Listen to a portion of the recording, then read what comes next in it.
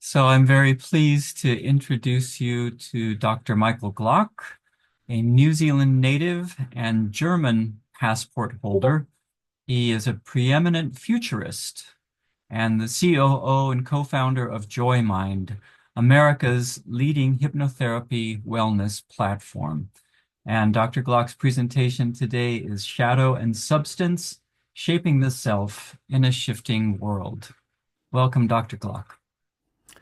Thank you very much. Thank you very much. All right, welcome everybody. In America, Oh, hang on one sec, Michael. It's showing up in actually, are other people seeing this okay? Maybe I need to change my view. Yeah. If you change to speaker view, then you'll see Dr. Glock's whole slide. But interestingly, your face is showing up in the middle of your PowerPoint. oh, that's okay. Let's leave it that way. Okay. Can everybody see my desktop like this with my face in the top right-hand corner? Can you see that? Let me just check with the gallery view. Are people good or are people having trouble seeing? We're good. All right. Yeah, we're good to continue then. Yeah. Okay, great. Okay. So in America, the 1/3 of all adults experience overwhelming stress to the extent that it impacts their work, their relationships, their life. We're in a mental health crisis. This is from an APA study in 2022. It's pretty much the same all over the world. Let me start with a poem. It's by Derek Walcott.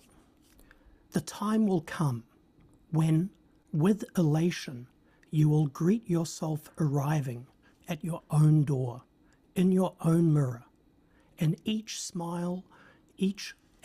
will smile at the other's welcome and say, sit here, eat. You will love again the stranger who was yourself. Give wine, give bread, give back your heart to itself, to the stranger who has loved you all your life, whom you ignored for another, who knows you by heart. Take down the love letters from the bookshelf, the photographs, the desperate notes. Peel your image from the mirror. Sit, feast on your life. This is a profound metaphor for self-reconciliation, an essential aspect of emotional intelligence. Walcott's imagery of greeting oneself, loving the stranger who was yourself, and feasting on one's life resonates deeply with the therapeutic journey of self-recognition and the healing journey of individuation as conceived by Carl Jung. Emotional intelligence particularly aligns with Daniel Goleman's conceptualization of EI, emotional intelligence, emphasizing self-awareness and self-regulation as foundations for personal growth. This poetic reflection sets the stage for discussing the transformative power of emotional intelligence, hypnotherapy, and embodied cognition. And we do that through JoyMind. It's a company I co-created. It's been in existence for 3 years now. JoyMind reimagines Jung's theories of individuation and self-realization into a dynamic praxis, seamlessly weaving timeless spiritual wisdom with cutting-edge technology. By sharing profound insights in a virtual landscape, it unravels the fragmented self, producing personal growth and empowered individuals across the globe. Let me tell you a little bit about what we've achieved in 3 years. 750,000 minutes of healing, over 355,000 phone calls. We've conducted 15,000 sessions, We've achieved double-digit growth year over year for the last 3 years. We got a talented team of 37 professionals working for us across 18 cities, across 5 different countries.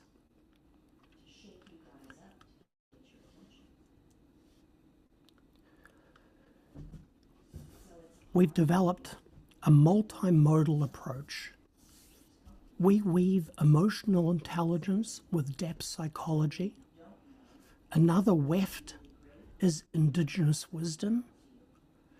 Included in that, we use positive psychology to meet the complex challenges of our shifting world.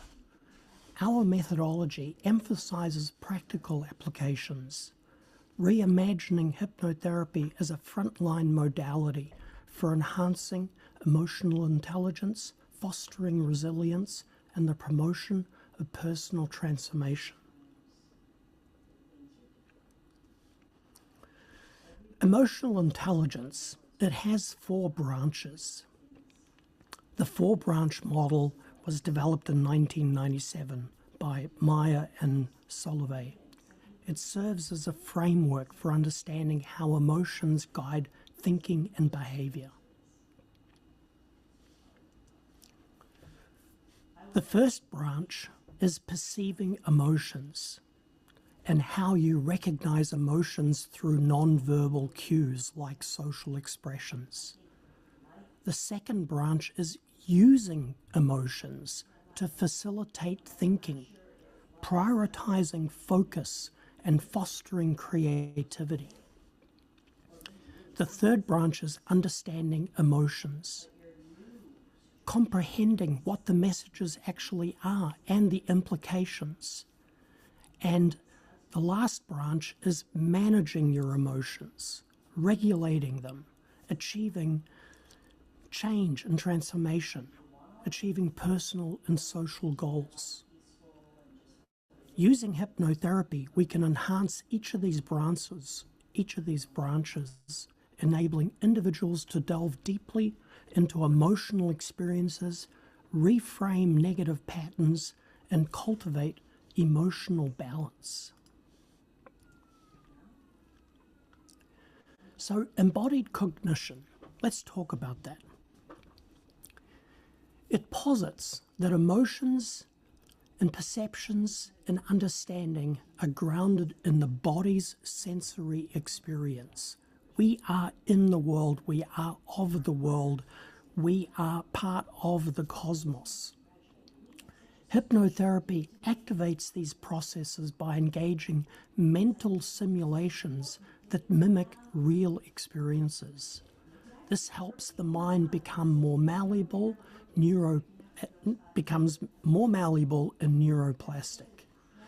This alignment with neural mechanisms, including mirror neurons, facilitates empathy, intention, recognition, and emotional transformation. So now, mirror neurons, mirror neurons are in the mind, and they activate when observing or performing actions of others. They play a vital role in empathy and imitation. Hypnotherapy employs techniques like guided imagery and role-playing to engage those neurons, fostering behavioral and emotional transformation.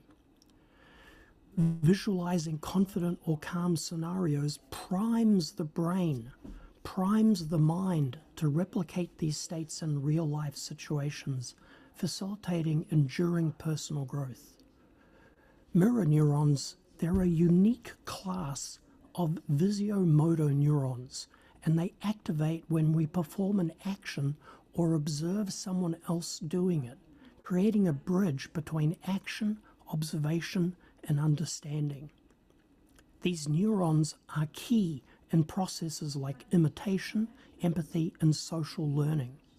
Hypnotherapy leverages this mechanism by using visual metaphors and allegories to guide clients into mental rehearsals of future scenarios. By vividly imagining positive outcomes, clients simulate new empowering actions, rewiring their neural pathways and conditioning themselves to overcoming old negative mindsets and beliefs. But just in a simple way, what really are mirror neurons? Think of it as a neural empathy. If you're watching someone smile or cry, mirror neurons in your own mind lighten up as though you yourself were smiling or crying. Right? That's the key.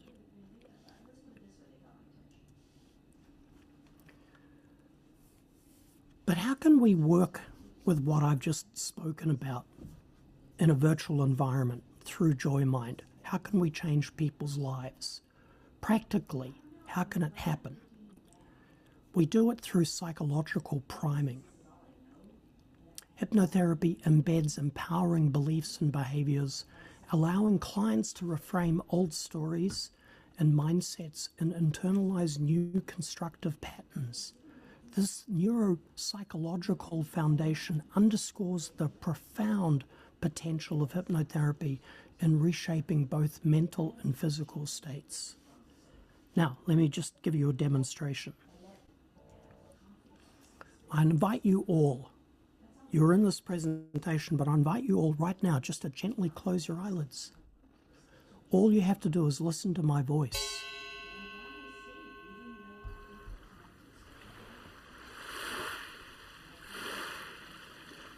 There's nothing for you to do. In fact, I want you to forget everything that I've just been speaking about. Let go and surrender yourself. Allow yourself to sink into a deep state of relaxation.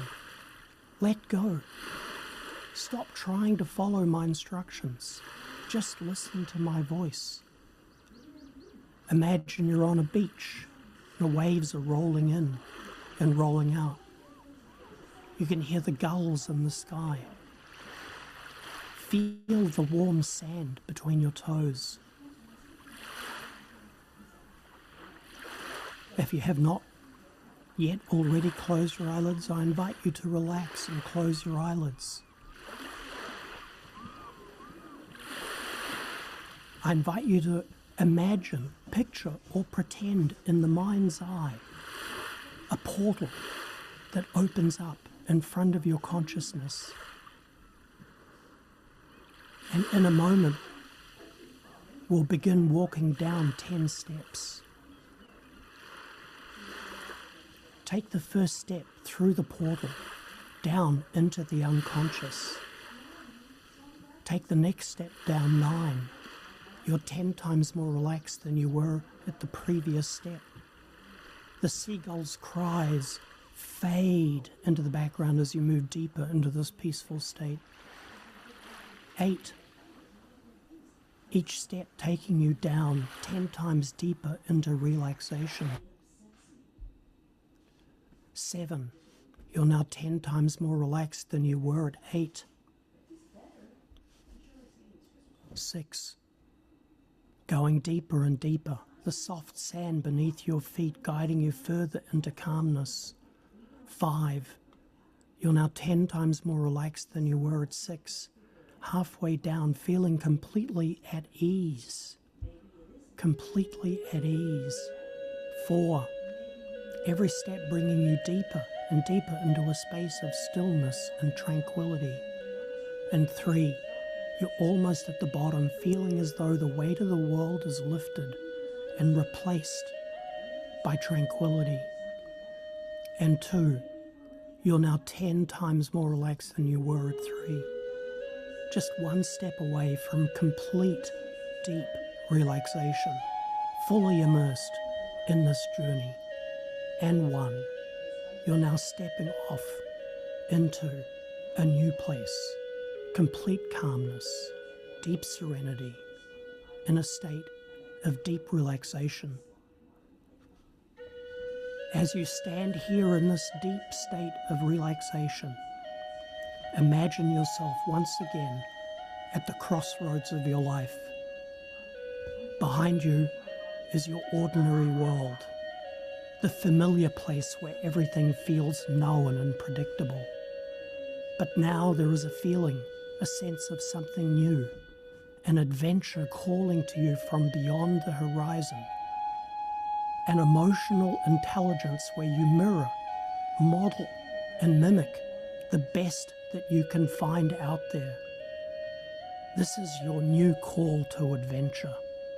It is the voice of your soul, urging you to step beyond the limits of your current life and into the unknown. You may feel a mix of excitement and hesitation, and that's okay. It's natural to feel some resistance when facing the unknown. But this call, this journey, is making your mind more fluid, more malleable, more plastic, pulling you forward because you are ready to step into your creativity and your imagination.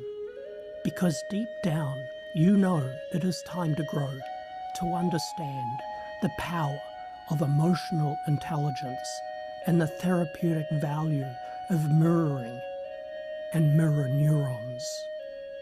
With each breath, feel yourself growing more confident, more ready to answer this call.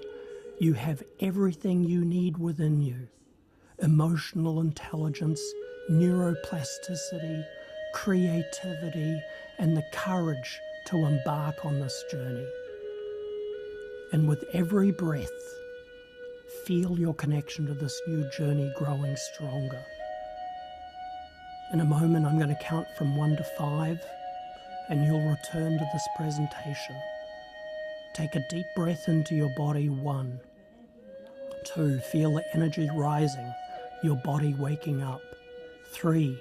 Bringing with you the wisdom and the strength of your journey. And 4. Take another deep breath into your body. And 5. Gently open your eyes and return. You've just experienced psychological priming. Hypnotherapy amplifies this by embedding positive suggestions within a meditative state, reshaping mental constructs and automatic responses. In fact, it interrupts the automatic responses that you have as a being traveling through life. It reframes your existing responses and replaces them with new positive suggestions. And in conclusion, I wish to remind you all that we live in an imaginative universe and that imagination is as real as reality. Our approach in Joy Mind seamlessly integrates this EI, mirror neurons, psychological priming into an imaginative, alchemical mixture that reshapes the self in a shifting world. We combine neuroscience, neurobiology, and depth psychology.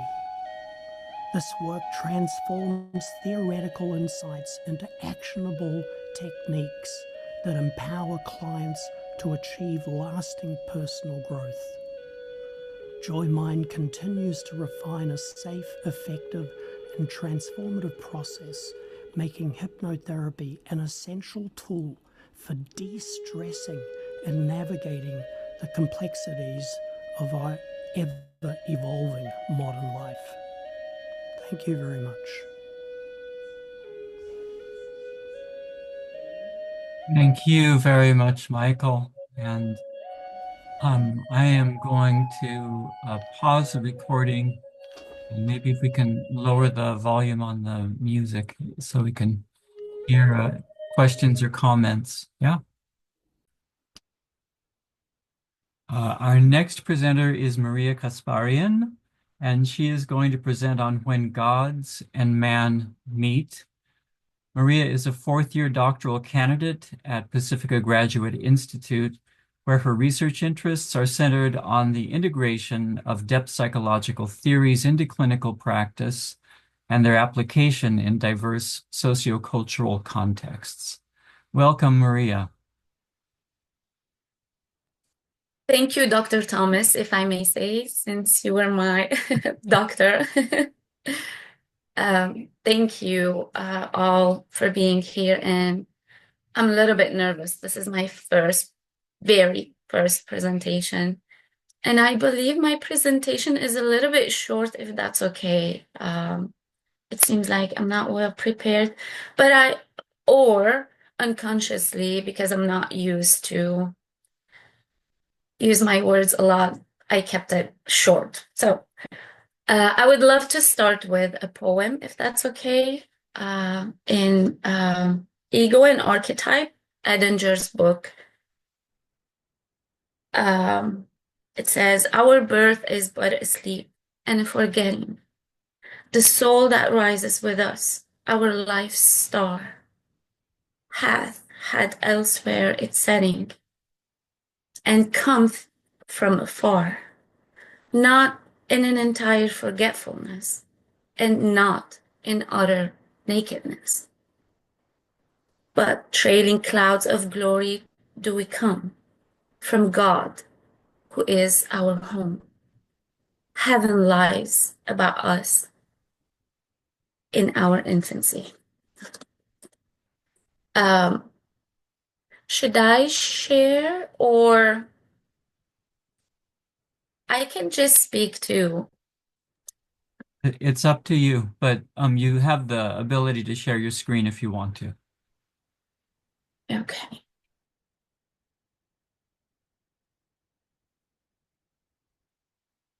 I am.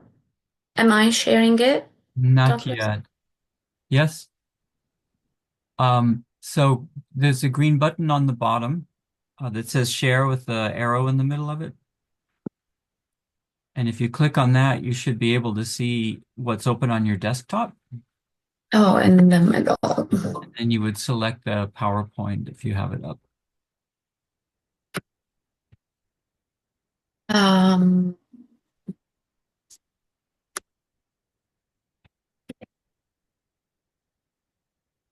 just a second, please.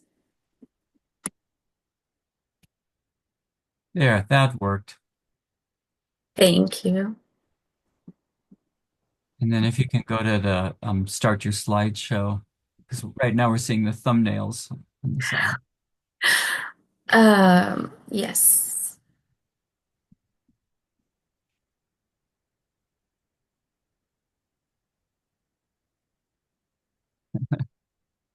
Working? If you click on the from beginning on that upper left of the, yeah, upper menu, there you go.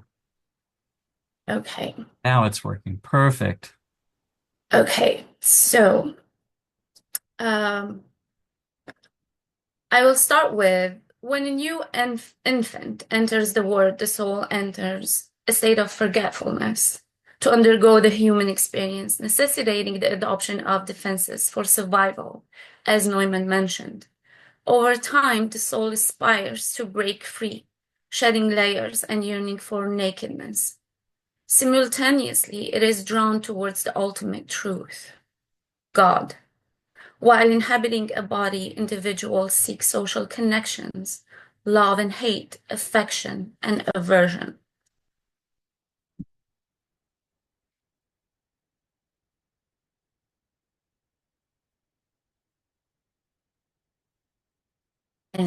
This creates a dynamic tension between personal and collective identities, both driven by the pursuit of God. According to Edinger's work, an inflated ego invites the gods to pursue the human goal, the human soul. It is through suffering that the soul reconnects with the divine. Excessive love or hate can amplify the intensity of the shadow, as Jung mentioned, allowing it to manifest more profoundly.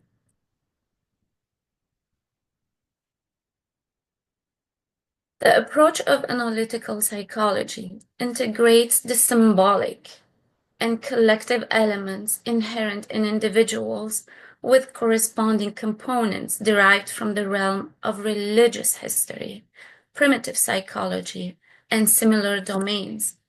And it was interesting how we started with love, um, with Robin, and she was talking about love as an archetype, and not the regular love that we know, it's the numinous love. And it was beautiful to connect my paper. And I'm like, okay, I want to talk about love. I don't want to talk about what I want to say.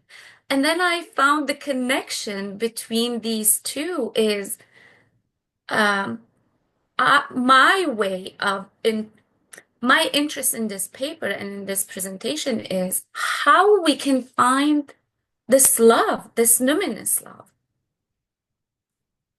and connecting it with what Robin talked about is it's about that experience we can have, the new experience, right? The new reality that we have, which is through an awareness. Dr. Glock, you described how we can connect to that part. So it seems like all of our presentations, it's all connecting to find the love, the numinous love. And that was the whole point of Jung, I believe. And it is our work in analytical work to find that love in our temenos in order to give the space for the client to have that experience and find their own love in being. So this paper, this presentation, I want to explore more and talk about more about mythology. And my colleagues, they were sharing myths. I felt all of this presentation so far today, actually, it's all connected to the same topic of, again, I want to say love. So through delving into interconnection between individual psychology and the enduring strata of human that persist within the contemporary human psyche, Carl Jung's concept of a third thing that arises within one's psyche and during psychoanalytical encounters, and Thomas Ogden's notion of the analytic third in the clinical context. I would love to talk more and deepen the understanding of the role of myth, archetypes, and symbolic imagery in psychoanalysis, offering a perspective on how individual and collective unconscious dynamics contribute to personal transformation and healing.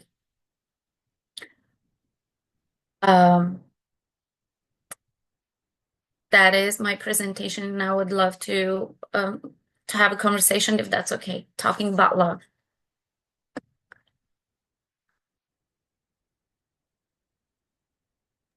I must show you the thank you too. Ah, okay. Hey, thank you, Maria. All right, so the room is open for discussion, and the topic is the numinous power of love, if I hear you right.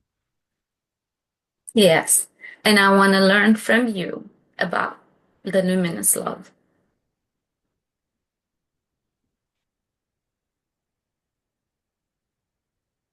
Oh, Evangeline, it looks like you're muted. Sorry, I think that's the best question I've ever heard. Which one? Let's talk about love. It's so super. Thank you. Let's talk about love, the luminous love. The only thing I ever want to talk about. It's got me into an awful lot of trouble, but I think it's so very important. Yes, and I'm interested in this topic because before we had religion, and now we tend to lose that in next generations. We don't have the spirituality more than religiously speaking. It's the spirituality, and how can we bring back Jung? For me, when I read Jung, that was his point. To revive spirituality and bring love so we can come back to our being human, être humain. Yep. Être humain, not just being human, not just Human being. person. Correct. Yes. Yeah, Derges, did I say your name right? Jetberges Ripuldora. My Okay. Christian name is Dora. Thank you. Thank you so Okay. much. So interesting question. I am a philosopher. I learn and teach philosophy, the University of Page and Doctoral School of Philosophy. So your question, Maria, is deeply philosophical in the deepest sense. It is so philosophical and not just practical, of course, but theoretical also. And this is the reason why you are focusing on, in my opinion, on numinous love. So this is a very sophisticated question, I think. And as I know, in the history of philosophy, it originates in Greek philosophy and in Greek mythology. There is a big change, and I don't know whether you, as I know you all are so sophisticated and cultural wisdom, you have so much cultural wisdom, but I don't know whether you know it exactly or not, that in Greek philosophy, there is a big change in Greek mythology, in the history of mythology, when Socrates comes to the story with its ethics, when he says that in the relation of gods and man, in the relation of gods and man, there is a change when he says that the gods are better than us. It means that if we want to be like gods, we can be better. So this is the, in my opinion, this is the philosophical point, the original point of psychology, when we can say that we can be better as well. So it's a very interesting question, and it means your numinous love notion. Correct me if I wrong. That I think that we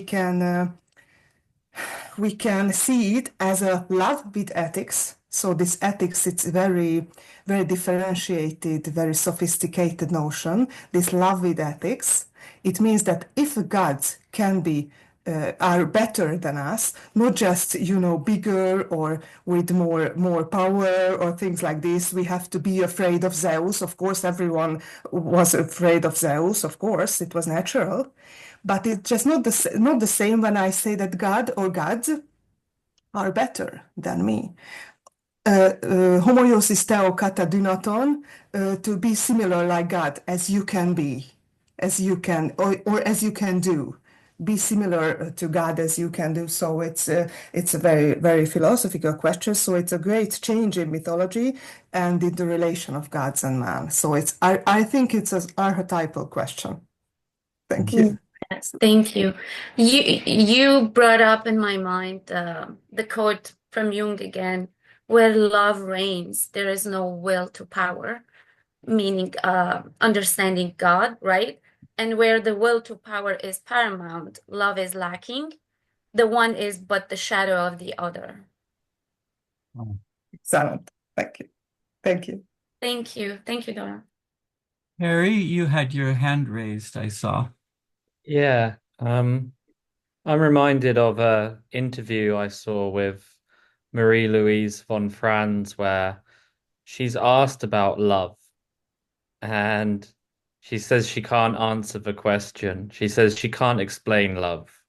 And she says even Jung admitted that he can't explain it. But I've seen in other interviews she very much contradicts herself.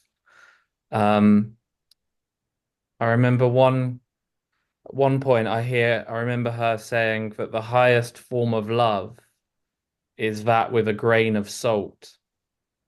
And the interviewer asks her to expand on her point, and she refuses to. She says, I won't go there. That grain of salt, for me, that's shadow. And I think in the Western world, love has been very romanticized. We've watched too many Disney cartoons, and I think we've been taught that love is something only without shadow. Um, and I'm also reminded of Robert Johnson in one of his books. He refers to stir the oatmeal love. Um, And I think what he's talking about is a form of love that is everyday, that is mundane, that is just stirring the oatmeal consistently and reliably. And again, it contradicts maybe the westernized Disney version of what love really is. And kind of we've been mentioning the numinosity of love. And I wonder whether that numinosity, in order to be experienced, must have shadow. In order to be close to something divine, something centered, something resembling the self or God, it has to be dark as well. And that's just, yeah, that's all I wanted to say. For those who have been in love, they know that love not only feels brilliant, but being in love actually hurts as well. It's a somehow paradoxically both brilliant and awful. So those were my thoughts on love. May I comment on Harry's statement? Thank you, Harry. What I was hearing is you brought different interpretations of love, and true, dunaminous love. What comes to my mind is with in Christian religion, love and sacrifice come together. So love and suffer, love and pain, right? Yeah, both together bring love, the numinous love, I believe, and bring synchronistic experiences and yeah, the love of the soul. Yeah. Thank you, Harry. Michael, I believe you're next. Maria, okay, so love. And Harry, I just really appreciated those tastes that you gave us. And personally, I just, resonated deeply with, the porridge love and just that daily grind. And I allowed myself to riff on that in answer to you, Maria. And congratulations, I'm a past graduate of Pacifica, and it's just so deep to my heart. And I just, grateful that you're on the journey and there's another human being that's going to have this knowledge that you're gaining. But what came up for me was this whole idea of love and going back to Greek mythology and Daedalus and his hubris for building condominiums without the king knowing and being jailed in the tower. And the king was so furious with Daedalus that he also jailed his son Icarus, and all they had up there was birds flying in and beeswax, and over the course of many years, Daedalus, being the great architect and engineer that he was, he built wings for Icarus. And it was the morning prior to Icarus jumping off the tower and into his new life, and Daedalus gave him this advice and said, Icarus, my son, I love you so much. I'm going to die here. You're going to go out and build a whole new life. But I caution you, because when you jump off the ledge and into your future, do not fly so high that the sun melts the wax, because you will plummet to the earth and you will sink into the sea and you will be consumed and you will be dead. And correspondingly, I don't want you to fly so low that the moisture of the sea dampens the feathers and you drop into the sea and die. I need you to fly the middle path. And honestly, I've experienced love. I've been so in love that I've gone insane. And when that love ended, I was so down deep into the trenches that it took a decade for me to find my way back out. sharing a story. Namaste. May I say something about that? It's interesting that we are talking about human love and yeah, the numinous love that Jung was talking about is, I mean, he didn't say love. He mentioned few so little, but yeah, it's more than just bodily love. It's more than just human love. It's where human and God meet. Yes, indeed, I understand. But the story that I've just told and the experience that I personally, experientially have experienced, that is love for living. I have experienced God. I became close in the experience of that human love. And you are now healing thousands of people with that, right? I want to check with Christos because I saw your hand was up and I don't know if it expired or if you want to go next. But I think you're next in line and then Deborah. Yes, I'll mention briefly the listening to Von Franz speak about the salt in life made me sort of the salt in love made me think about the life in love and how that can be sometimes different to our own gateways to our own kind of archetypal, if you would like, preoccupations or complexes or projections and sort of it's a slightly different kind of taste that's not necessarily that of, for me at least, of the shadow, but of something different that's kind of beyond our own structure onto a structure of life itself. And yeah, I'd be curious to hear what that might mean for you, Maria. Everyone, thank you. I want to understand completely what you said, Christos. Is it okay to elaborate a little bit more? Sure, yeah. So I guess I wanted to say, when we talk about love, the symbol of salt normally refers to life. And entering, so love entering into life gives it a different flavor than the one that is a discarnate or disembodied love. And it gives a different meaning to the experience of it.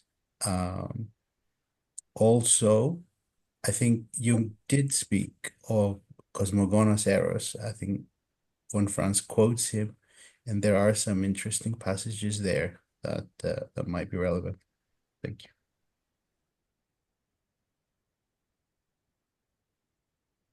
Did I answer something or was Yeah. okay? Yes, Christos, it is close to my interest in that is it's not only about anima or animus separately, it's about the feeling in this body. When we are born, we have to feel this love, right? And with awareness, with consciousness, because only love will bring the shadow of it. But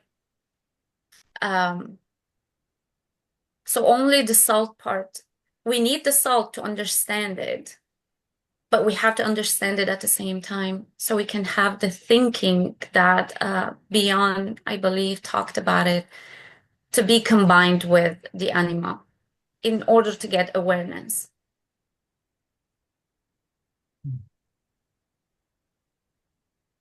Not clear, right?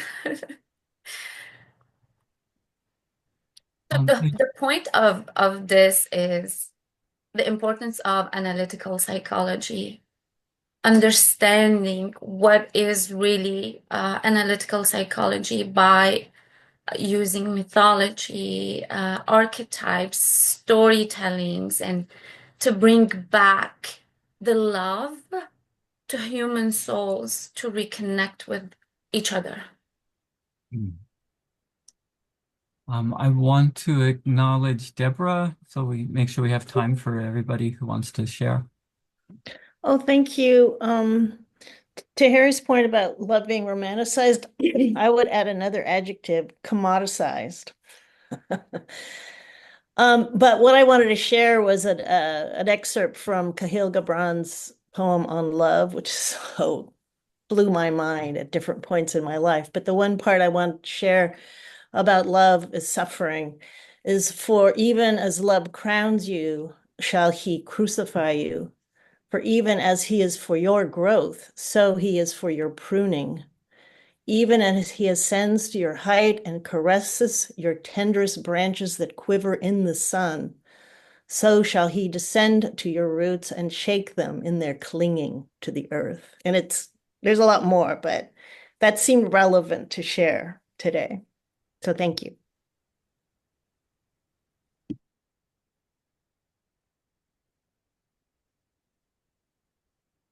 Thank you. Christos, maybe one day we'll get back to answer your question. We still have a couple more minutes if you want to expand, Maria. Certainly can. Or if you want to let it incubate and continue later with Christos. There's no pressure. I just want you to know you have the time. If Yes. Thank you for bearing with me and listening. Yeah. I appreciate our community. Thank you. Thank you, Dr. Thomas. Oh, you're very welcome. Thank you, Maria. All right. Well, we will move to our third and final presentation for this panel, which is Harry Shirley. Dr. Harry Shirley is editorial development manager at Springer Nature in London and trains scientists globally. And he's going to speak to us today about the Mandelbrot set as a symbol for the self. Can't wait to hear about it. Welcome, Harry. Thank you very much. Can you all see my screen? Yes. Perfect. Yeah, so I want to talk to you today about the significance of the Mandelbrot set in terms of Jungian psychology, what it means to everything embodied by Jung's concepts. Some of the claims I make in this talk will appear very bold, and I don't expect you all to be on board with my ideas straight away, but if after today you're slightly inspired to keep the Mandelbrot set in at least the back of your mind, then I think I've achieved something. So the Mandelbrot set is a mathematical fractal. It's quite a recent discovery in 1980, well after Jung died.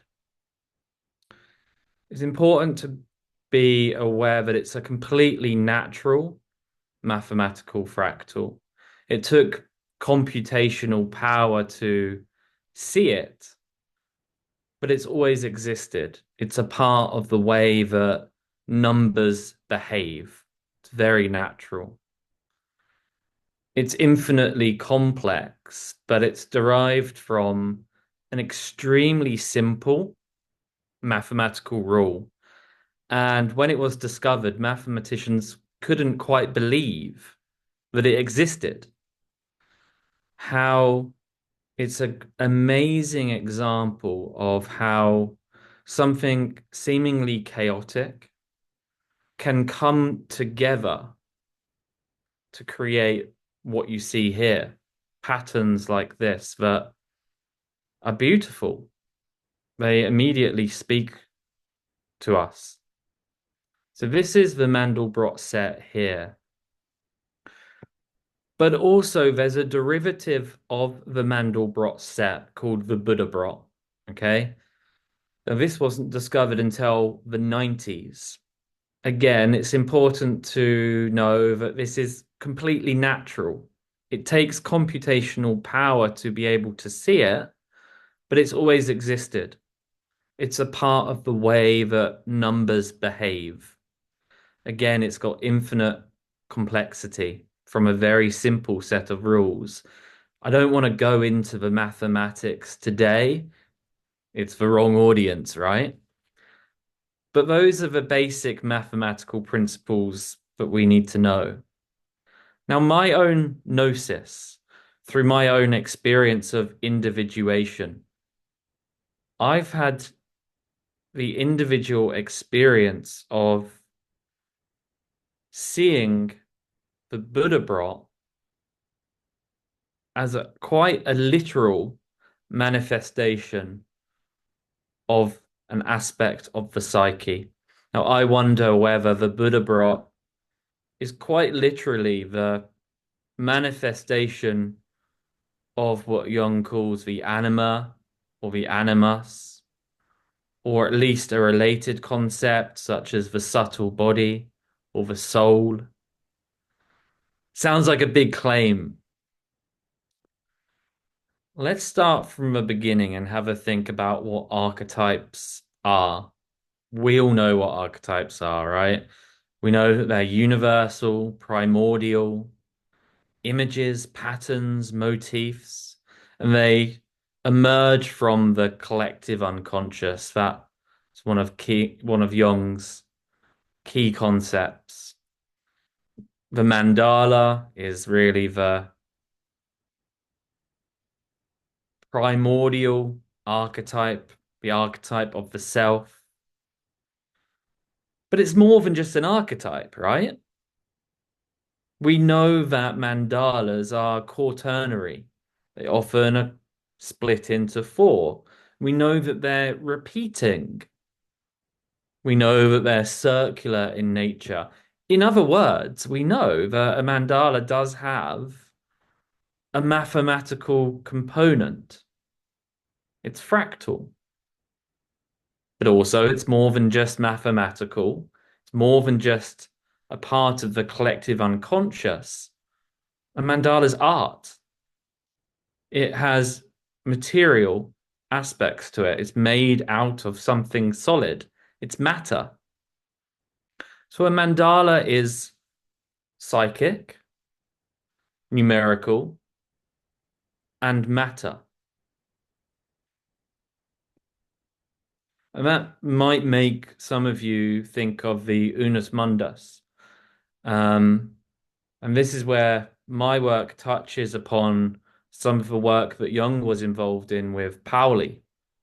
They were really interested in non-duality, the idea that psyche and matter maybe are one and the same. And that's something that I hold to be true.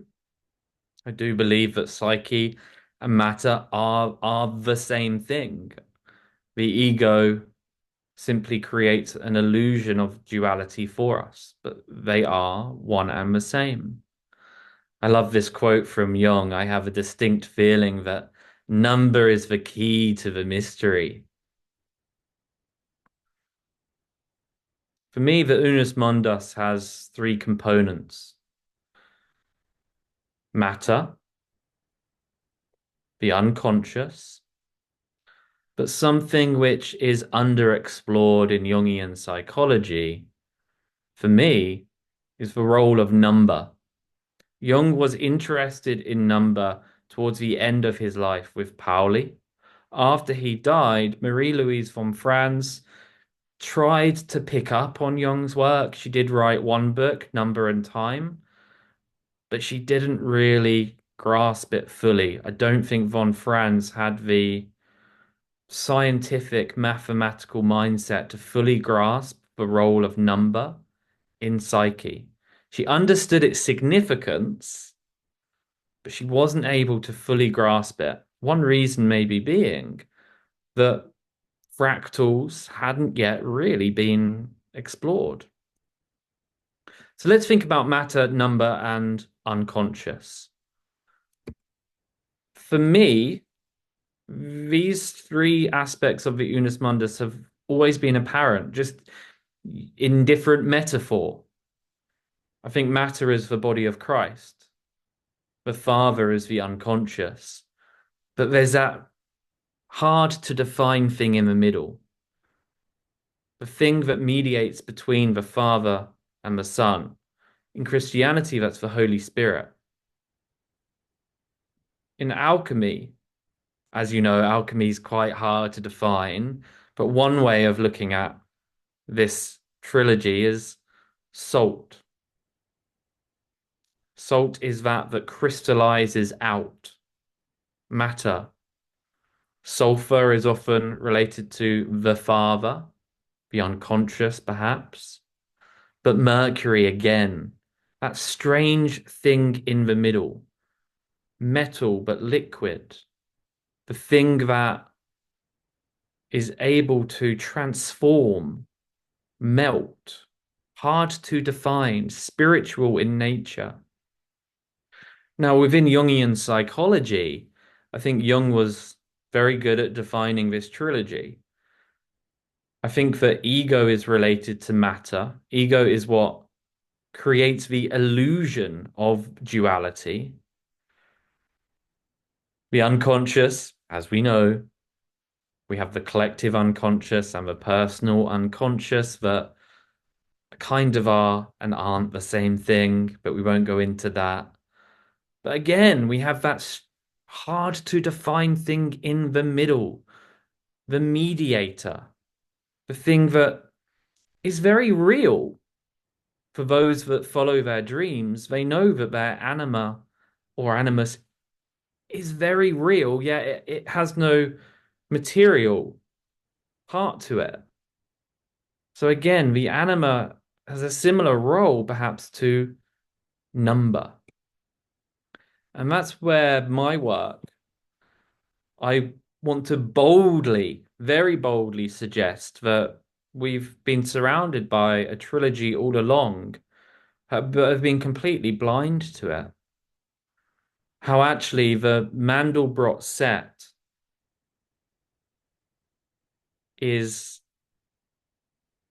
the means through which the unconscious manifests in art.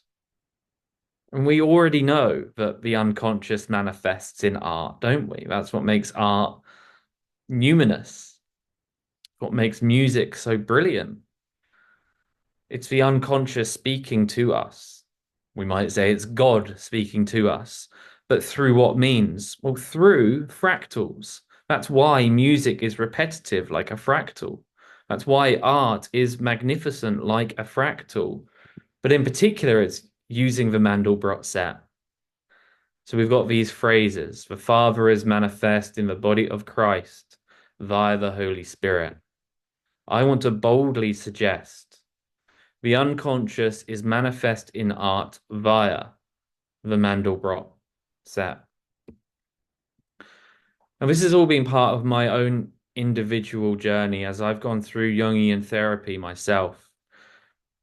In fact, whether you leave this talk believing that something I say is true or not doesn't really matter, because my journey has been so healing for me as I've had profound dreams where I've made a connection with my anima.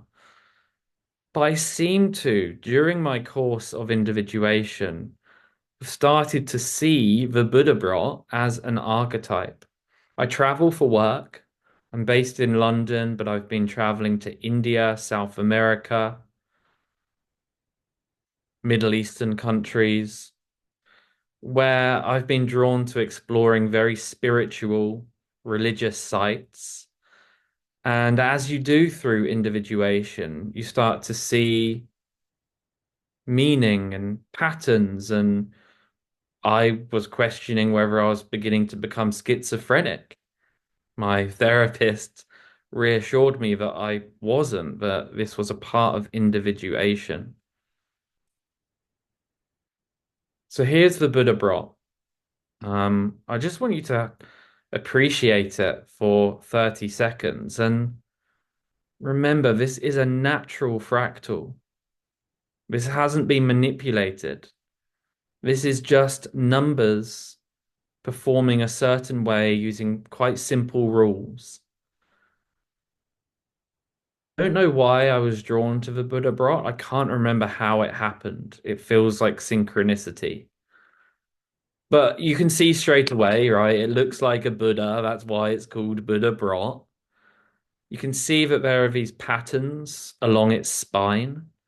Kind of has a tummy, kind of has a heart. There's a circle above the heart. It has eyes. It has a third eye. It has a crown at the top.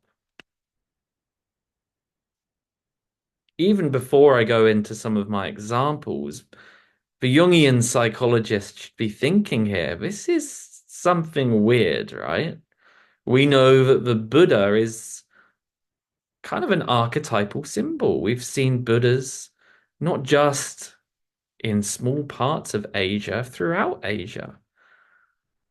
But this also reminds us of some of the images of pharaohs with the serpent rising above the head as a crown.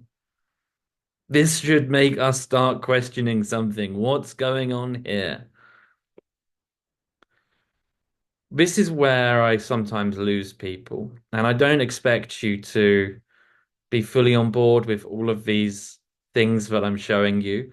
I recommend after today playing around with the Buddha brought yourself and seeing whether you think it aligns with ancient art. I think it does. The central heart region here of the Buddha brought aligns with this scarab beetle in a way that I couldn't believe at the time. The scarab beetle normally holds onto a sun, but actually in Tutankhamun's necklace, there is no sun.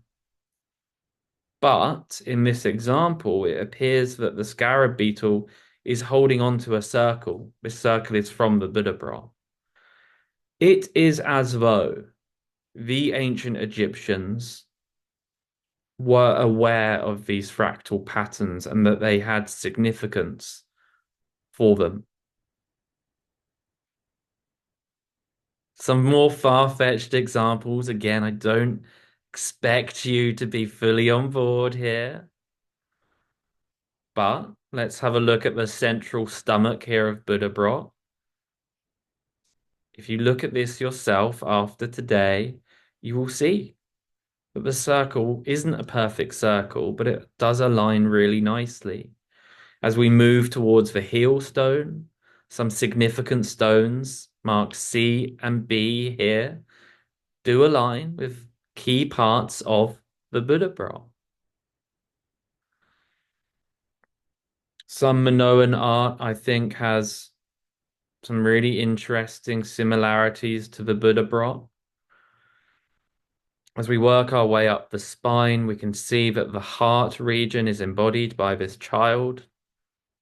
I almost laughed out loud when the mouth of this deity was perfectly aligned with this circular region above Buddha Brot's heart. And there are numerous other alignments that I won't go into today, but spoke to me. The Sumerian world tree is a very well-known ancient artifact again. I felt that the overlap between the heart region and this circular component above the heart aligned well with the lotus shape. I even see overlaps with the Mona Lisa, and I know I sound like a crazy conspiracist on the History Channel. But if you do look at this yourself and you decide to explore this yourself after today, I hope that you will agree with me that there are some overlaps here, alignments with the Buddha brought that appear to be beyond coincidence.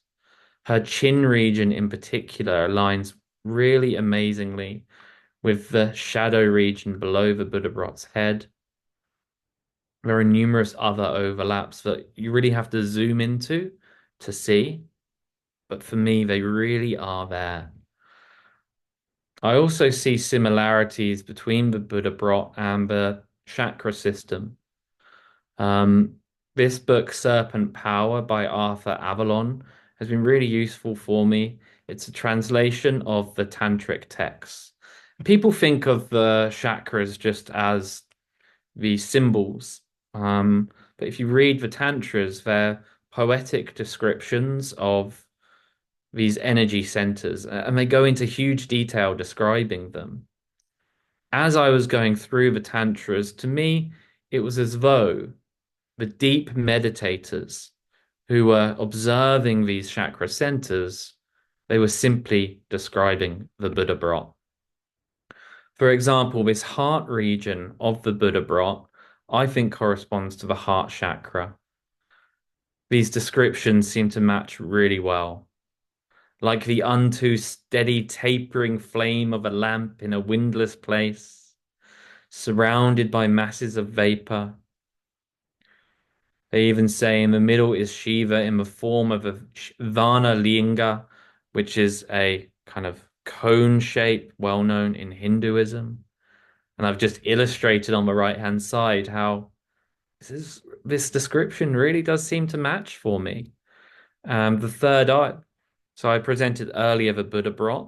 This is zoomed in to the third eye of the Buddha Brat. And this just blew my mind. So on the right hand here, I'm illustrating how the tantras describe the third eye chakra. I won't go into all of this, but something that really blew my mind was they say that below the third eye is a form of Shiva within a linga. So what we would be looking for here is a body within a kind of dome shape. And that's what I see here. Below the third eye on the left here, you can see, you have to zoom in really to see it. But you can see a figure within a dome. And that's the level of detail that I was able to draw between the tantras and this natural fractal. I also see the Buddha Brat manifest in alchemical art. I've seen numerous examples here where typically we have a burning fire within a circle or globe at the bottom. And as we rise up, we often have a symbol related to duality, which I think corresponds to the heart of Buddha Brat. And then a union, this circle shape, embodies the transcendence of duality. So I think there are similarities here between these natural fractals and something that the alchemists were observing somehow. We don't know how the alchemists were able to have these amazing insights, but I wonder whether there's a connection here.